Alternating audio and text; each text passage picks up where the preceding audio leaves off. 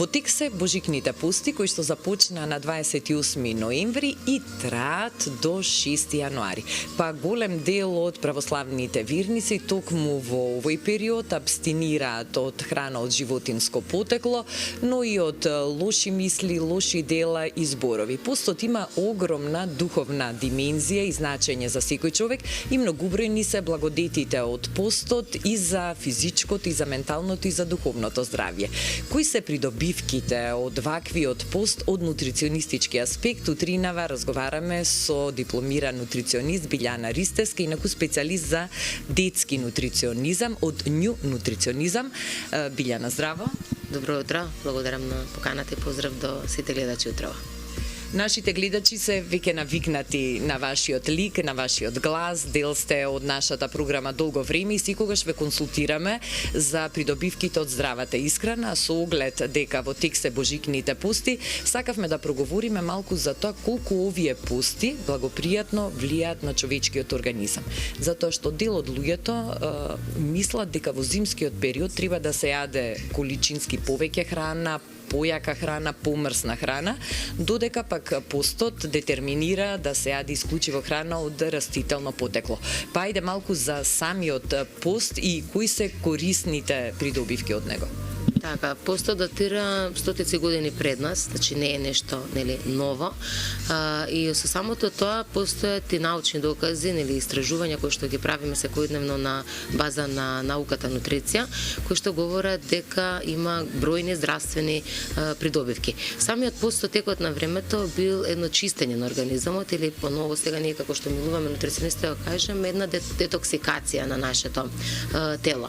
Има бројни бенефити како што напоменав, посебно по нашето здравје, од причина што во самиот пост ние се лишуваме од внес на хранливи материи кои што сме ги внесувале во текот на годината, а имале одредени штетни ефекти по нашето здравје.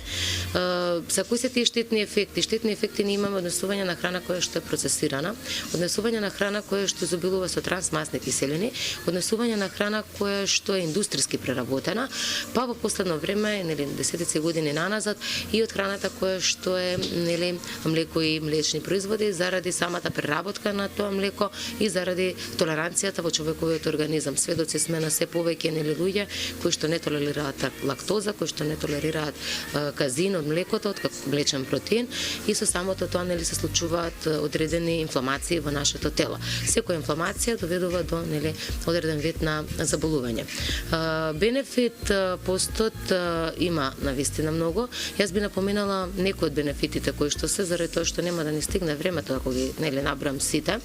Ја поддржува работата на срцето самиот пост, од проста причина што за време на постот се намалува крвниот притисок, се намалуваат референтните вредности на холестеролот и триглицеридите во нашиот организам, а со самото тоа се превенира од кардиоваскуларни заболувања или од многу актуелен срцев ударен инфаркт во текот на постот.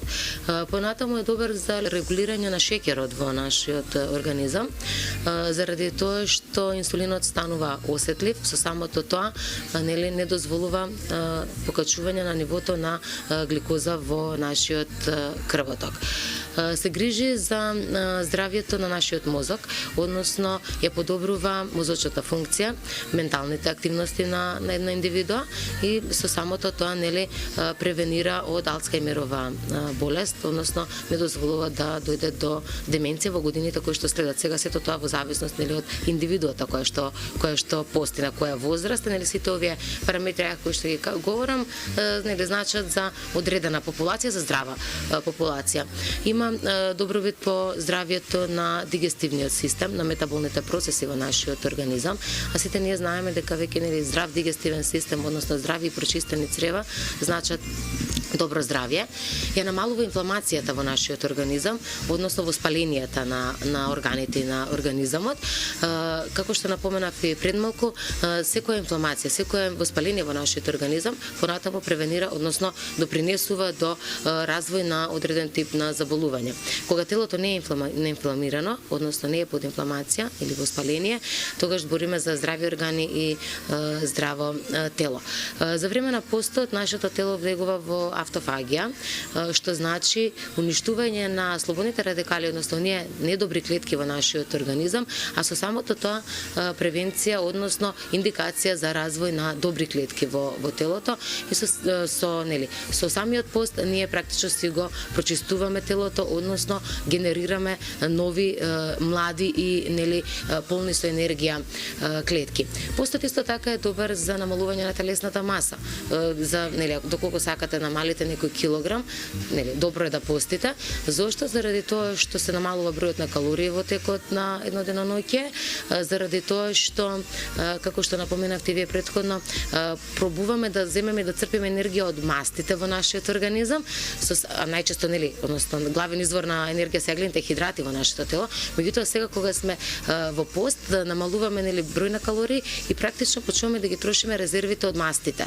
Со тоа ги намалуваме масните наслаги и намалуваме на килограми, но тоа не значи дека телото е изложено на ризик, односно дека многу често знаат пациентите да рече па сега јас кога ги намалам масните наслаги, односно црпам енергија од истите, може да се случи заболување во телото. Не, напротив. Доколку вие намалувате од масните наслаги онака како што треба да намалите, односно здраво намалување, вие нема да имате никаков проблем по здравјето. Напротив, самиот пост доведува до подобар имун систем. Тоа можам да го кажам од лично искуство. Години наназад, веќе не ги знам ни колку се набројат дете, помнам дека постам, ниту еднаш за време на постите не се случило да бидам настигнат или да допре некој вирус до мене или да се случи некоја инфламација во телото. Меѓутоа, тоа морам да напоменам е подобар надзор, мора секогаш да биде добро контролиран постот. Не значи пост половина килограм леб и една тегла ајвар во текот на денот, не значи пост една тегла мармалад и леб во текот на денот и вие да речете дека постите.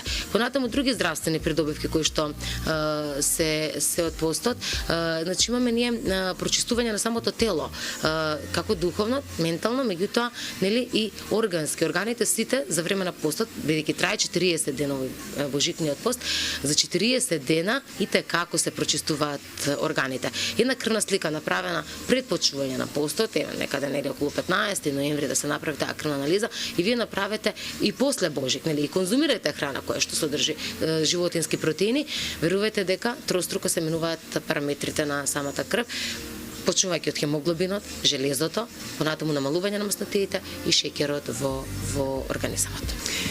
Спомнавте еден момент кој што многумина често го практикуваат, мислејќи дека недоволно се најадени ако постат, па посегнуваат количински повеќе да консумираат леп или некои други намирници кои што повеќе може да направат штета ако неумерено се внесат.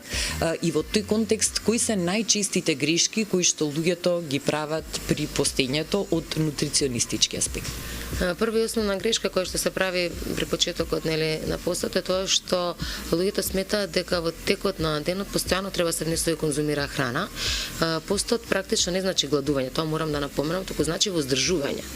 Ние треба да сме прво ментално спремни, психички спремни дека сакаме да почнеме да постиме. Постот не е издржување, постот е уживање. Во постот треба да се ужива. Прво е таа основна грешка. Втора грешка е тоа што луѓето кои што почнуваат да постат одат во набавка на постни производи, меѓутоа сега сведоци сме на се повеќе постни производи во маркетите, во продавниците. Значи вие можете да најдете постен мајонез, вие можете да најдете постна паштета, вие можете да најдете постни виршли. Суштината на постот, на нашиот пост, не е да најдете, се можете да направите постно, дома колачи, значи секакви сладки. Меѓутоа, поентата на постот е умереност, е баланс во начинот на исхрана и практично здраво постење. Од нутриционистичка гледна точка, значи постот не значи внесување стове продукти кои што претходно ги кажа. Практично тие продукти кои што ги говорам, понатаму доведуваат до ризик фактор по нашето здравје. Самиот пост, како што напоменав и претходно, треба да го исчисти нашето тело. Самиот пост превенира од канцерогени заболувања. Самиот пост поддржува хемотерапијата која што прима некоја лице кое што е канцероболено. Самиот пост не дозволува раст и развој на тумор клетките во телото, односно ги намалува туморите. Што говори тоа? Говори само за здрав пост, не говори за пост каде што вие сте земале прости шеќери сте исконзумирате, тие се навистина постни. Меѓутоа вие не смете да ги конзумирате во текот на денот доколку сакате здраво да постите. Моја препорака до сите оние кои што постат, се нафатиле да постат или ќе постат последната недела. Подгответе се прво психолошки, направете си една агенда како вие би се хранеле во текот на тој пост. Јас на пример не почнувам да постам доколку си немам за секој ден во континуитет напишано што треба да конзумирам. Може некој ден нема да се поклопи со тој ден. Меѓутоа верувајте дека не сме да има отстапка која што би била нели штета по нашето здравје. Самиот пост, пак ќе напоменам, не значи оштетување на организам, напротив годините пред нас, многу пред нас, стотици години пред нас, постот значил енергија за самиот организам, значил чистење на организамот и значил добро благосостојба за здравјето. Со самото тоа, нели, немојте да почнувате пост доколку не сте спремни да го постите, немојте да почнувате пост доколку не се консултирате. Морам да напоменам, нели, кога ние често сите ли може да постат. Секој може да пости, меѓутоа само под контрола на, нели, на стручно лице, доколку сте, нели, бремена жена, доколку сте доилка, доколку е човек кој што има хронични здравствени проблеми, секако треба да биде постат во контрола, нели, на матичниот доктор, на матичниот гинеколог и понатаму во консултација со нутриционистот. Меѓутоа здрави личности кои што немаат вакви патологии, секако дека може да испостат. Ако ништо друго, се почнува барем со 2 дена во текот на неделата, па за да бидете спремни за оние подолги пости во текот на годината. Значи враќање кон оние традиционални навики, традиционално готвење, традиционална храна, гравче, леќа, боранија, граш, окуна што се наоѓало на трпезата на нашите претходни поколенија. Билјана, благодарам за овие сигурна сум корисни совети за нашите гледачи, па еве да ги поттикнеме да внимаваат на своето здравје, здраво да се хранат и да уживаат во божикните пости. Благодарам вам, поздрав до сите гледачи и лесни пости на сите оние кои што постат.